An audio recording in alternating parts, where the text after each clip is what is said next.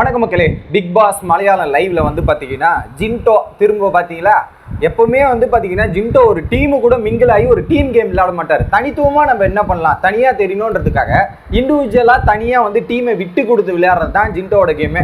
எப்பா 2 நாளாக நல்லா தானே பண்ணிட்டு இருந்த ஜின்டோ, ஏன் திடீர்னு இன்னைக்கு இப்படி பண்ணுற அப்படின்ற மாதிரி தான் ஒரு ஃபீல் ஆகுது. என்ன அப்படின்றது பார்த்தீங்கன்னா சில பேருக்கு ஃபீல் ஆகலாம், ப்ரோ சூப்பராக பண்ணிட்டு இருந்தாங்க 2 நாள், இன்னைக்கு வந்து இப்படி சொல்கிறீங்களேன்னா அதுக்கு ஒரு காரணமும் இருக்குது. என்னன்றதை பாருங்க. ஒரு பக்கம் அந்த ரத்தனக்கல் டைமண்ட்ன்றது எதுக்குங்க வச்சிருக்காங்க, அந்த டைமண்டை திருடணும், அந்த பவர் யாருக்காவது கிடைக்கணுன்றதுக்காக தான் அந்த டைமண்டை வச்சிருக்காங்க. ஓகேவா, அதுக்கு என்ன பவர் சொல்லியிருக்காங்க, ஒரு இடத்துல வந்து பாதுகாக்கிறதுக்கு தான் ஜின்டோக்கு ஒரு சீக்கிரட் டாஸ்காக கொடுத்து இப்போ ஓப்பனாகவே தெரியும் ஜின்டோ தான் பாதுகாக்கிறாரு அப்படின்றது ஸ்வேதா மேனன் சொல்லியிருந்தாங்க.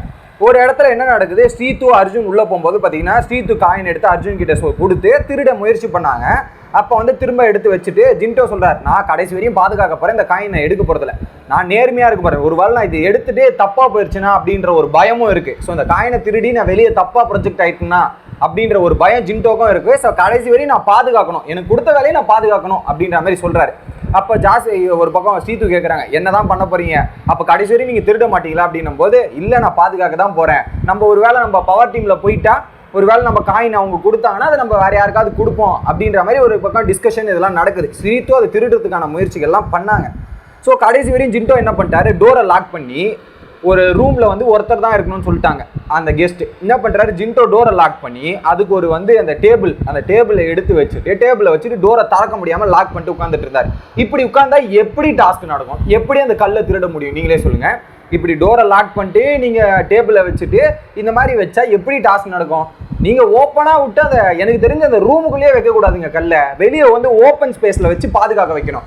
அப்போ தான் அந்த கல்லை திருடுறதுக்கான வாய்ப்பு இருக்கும். நீங்கள் ரூமை லாக் பண்ணிவிட்டு இது க்ளோஸ் பண்ணிட்டு அந்த கல்லை வச்சிருந்தா கல்லை எப்படி திருடுவாங்க, அந்த பவர் யாருக்கு போகும்? அதில் ஒரு கேமை இன்ட்ரெஸ்டிங்கான கேம் எங்கே இருக்குது? இன்ட்ரெஸ்டிங்கான கேமே இல்லை. இன்னொரு பக்கம் என்ன பண்ணுறாங்க, வெளியே உட்காந்துட்டு இந்த டீம்லாம் உட்காந்து பிளான் பண்ணுறாங்க. டனல் டீம் வந்து ஹோட்டலை ஹைஜாக் பண்ணுவோம், ஹோட்டல்களில் போயிட்டு ஹோட்டலை கடத்தினா எப்படி இருக்கும் அப்படின்ற மாதிரி ஒரு பிளான் பண்ணுறாங்க. அது ஒரு இன்ட்ரெஸ்டிங்காக இருக்குது. சரி, இப்போ ஹோட்டலில் வந்து ஹைஜாக் பண்ணிட்டாங்கன்னா அப்போ ஓனர்ஸ் என்ன மாதிரி பிஹேவ் பண்ணுறாங்க, இந்த மாதிரி ஒரு இன்ட்ரெஸ்டிங்கான விஷயம் பார்க்கறதுக்கான முயற்சிகள் ஒரு பக்கம் டனல் டீம் எடுக்கிறாங்க. ஹோட்டல்களில் வந்து எப்படியாவது ஹோட்டலுக்குள்ளே நுழையணும் அப்படின்ற மாதிரி அவங்க போடுற எஃபெக்ட்ஸ் எல்லாமே சூப்பராக இருக்குது. ஜின்டோவோட ஒய்ஃபா அப்சரா வந்து பேசி ஜின்டோவை வெளியே வர வச்சு அதுக்கப்புறம் உள்ளே போயிடலாம் அப்படின்ற மாதிரி திட்டம், போய் ரிசப்ஷனில் போய் வெயிட் பண்ண வச்சுட்டு ரிசப்ஷனில் மொத்தமாக சேர்ந்து அப்படியே அட்டாக் பண்ணலாம் அப்படின்ற மாதிரி திட்டம் போடுறாங்க. அதை விடாமல் ஒரு பக்கம் ரிஷி இவங்கெல்லாம் ஒரு பக்கம் பிளான் பண்ணுறாங்க. பட் இதில் பிளானிங்கில் வந்து ஒரு பக்கம் சிஜோ அர்ஜுன்லாம் கூட பிளானிங்லாம் போட்டு இதை ஹைஜாக் பண்ணுறதுக்கு ஹெல்ப் பண்ண முயற்சி பண்ணாலுமே அந்த இடத்துல ரிஷி ஜின்டோவோட கோஆப்ரேஷன் தான் மேஜர் டிராபேக்காக மீது. இது ஒரு பக்கம் போயிட்டு இருக்கா. இதற்கு நடுவில் என்ன பண்ணிட்டாங்க, ஒரு பக்கம் இந்த டாஸ்க்ல இருந்து வெளியேறிட்டாங்க டனல் டீம்.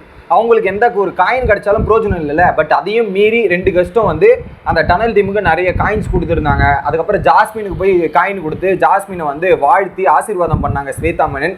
இந்த மாதிரி சம்பவங்கள்லாம் நடந்தது. ஃபைனலாக என்ன பண்ணுறாங்க, சபுவும் ஸ்வேதா மேனனும் ஒரு டிஸ்கஷன் பண்ணுறாங்க.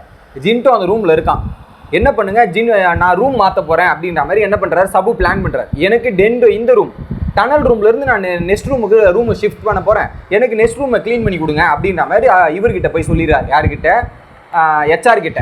உடனே ஸ்வேதா மேனன் கிட்ட வந்து சபு என்ன சொல்லிடுறாருன்னா, ஜின்டோவையும் அர்ஜுனையும் க்ளீனுக்கு அனுப்பிச்சிரு, ஒரு பக்கம் ப்ரொடக்ஷன் எதுக்கு அந்த டைமண்டோட ப்ரொடக்ஷன் ஸ்ரீத்துக்கு அனுப்பு, அப்போ கேம் நல்லா இருக்கும் அப்படின்ற மாதிரி ஒரு பிளான் பண்ணுறாங்க. அப்போ என்ன பண்ணுவாங்க, வாட்ச்மேனாக இருக்கிற ஸ்ரீத்து ப்ரொடக்ஷனுக்கு போயிடுவாங்க, 2 பேர் கிளீனிங்க்கு போயிடுவாங்க. அப்போ கிளீனிங் போனால் டைமண்ட் ஸ்ரீத்து வந்து ஓப்பன் அங்கே லாக் இல்லாமல் நிற்கும் போது திருடுறதுக்கான வாய்ப்பு இருக்கும், கேம் கொஞ்சம் இன்ட்ரெஸ்டிங்காக மூவ் ஆகும். எதனால் அப்படின்னு பார்த்தீங்கன்னா, ஒரு பக்கம் டைமண்டை திருடுறதுக்கான முயற்சி வந்து நெக்ஸ்ட் டீமில் பண்ணாலுமே இன்னொரு பக்கம் ஹோட்டலை ஹைஜாக் பண்ணுறதுக்கு இன்னொரு டீம் உள்ளே வரும். அப்போ வந்து இந்த டாஸ்க்கு குவைட் இன்ட்ரெஸ்டிங்காகவும் சுவாரஸ்யமாக போகும்.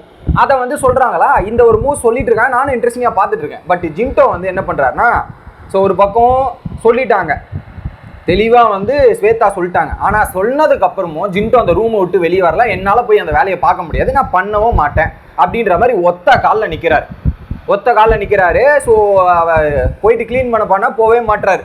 திரும்ப வந்து ஸ்வேதா கிட்ட போய் ரிஷி சொல்கிறாரு, ஸ்வேதா மேனன் தனியாக வந்து ஜின்டோ உனக்கு என்ன தான் பிரச்சனை, நீங்கள் டீமாக விளையாடணும் தானே, என்ன டீமாக விளையாடினா தான் உங்களுக்கு காயின் கிடைக்கும், நீங்கள் பவருக்கு போக முடியும், ஸோ டீம் மெம்பர்ஸ் தான் அங்கே சொன்னதை செய்யுங்க, நீங்கள் போங்கன்னா என்னால் போக முடியாது மேம் அப்படின்ற மாதிரி ஜின்டோவை விடா அப்படியே உட்காந்துட்டு இருக்காரு.